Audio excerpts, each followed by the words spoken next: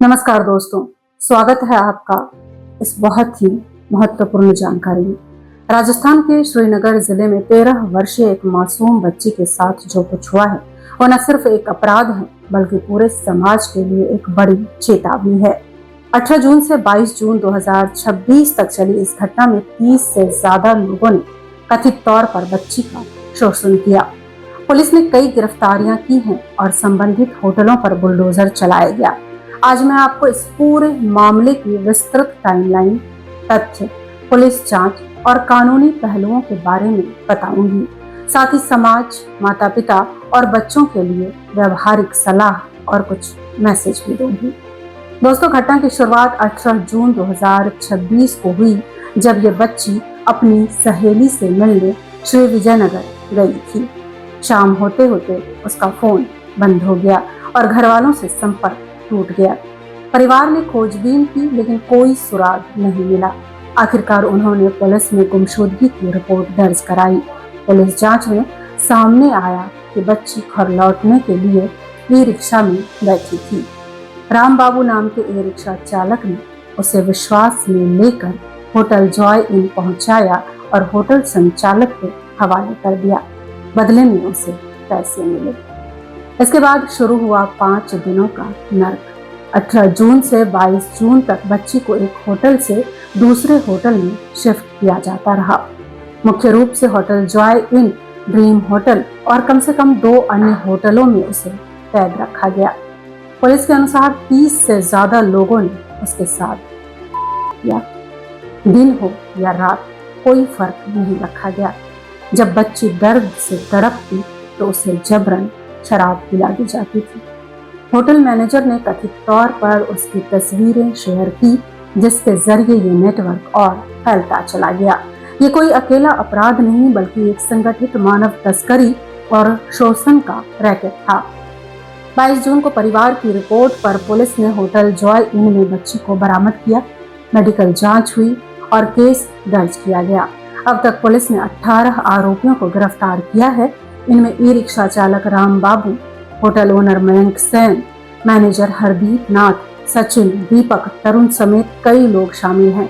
SP Harishankar Yadav की निगरानी में स्पेशल इन्वेस्टिगेशन टीम काम कर रही है। CCTV footage, mobile phone data और शेयर की गई तस्वीरों के आधार पर सबूत इकट्ठा किए जा रहे हैं। जांच में और लोगों के शामिल होने की आशंका है। प्रशासन ने भी सख्ती दिखाई है।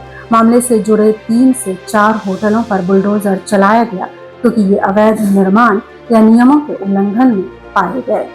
ये एक साफ मैसेज है कि अपराध को पनाह देने वाले ठिकानों को बर्दाश्त नहीं किया जाएगा।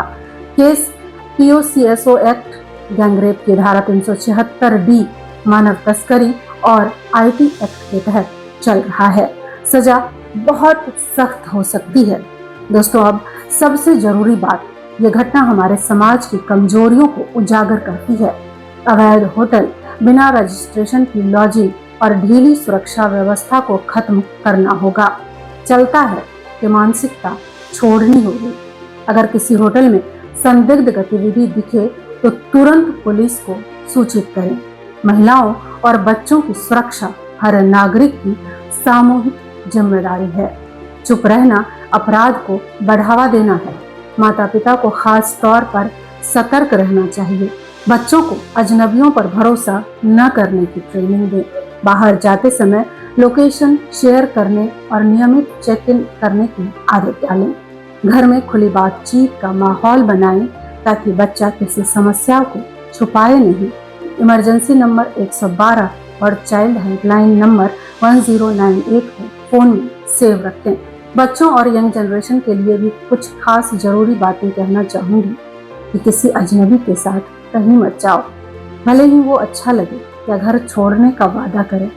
अगर कोई असहज महसूस कराए तो तुरंत चिल्लाओ, भागो और मदद मांगो।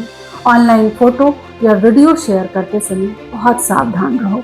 तुम अकेले नहीं हो। डरने की बजाय बोलने की हिम्मत रखो।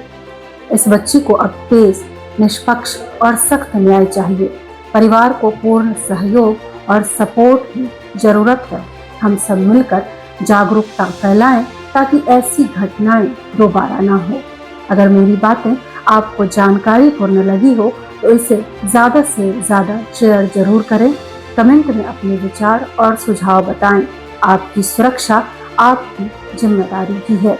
जागरूक रहें, सुरक्षित रहें।